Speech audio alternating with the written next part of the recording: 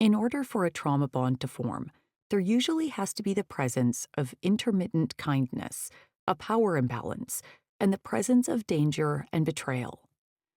The person who holds more power in the relationship tends to mix periods of kindness with cruelty, subjecting their victim to horrific betrayals that shatter their sense of self. The victim becomes conditioned to trying to gain the approval of the perpetrator in order to survive the trauma of the relationship, forming an intense attachment known as the trauma bond.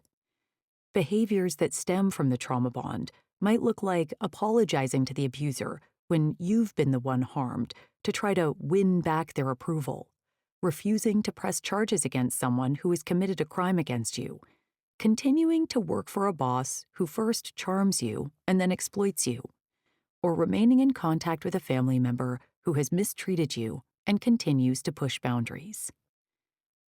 In the realm of abusive relationships, narcissistic and psychopathic individuals can create very powerful trauma bonds and attachments due to their disorienting manipulation tactics and intermittent devaluation and praise. They display a lack of empathy, an excessive sense of entitlement, malicious envy, and often a lack of remorse. These behaviors and traits can drive a number of betrayals and violations throughout the relationship. The addictive nature of these dysfunctional relationships can take a toll on both mind and body. As we'll discuss throughout the book, neuroscience research indicates that toxic love and adverse-ridden relationships create a euphoric and addictive bond that affects victims of abuse biochemically, tethering them to those who mistreat them.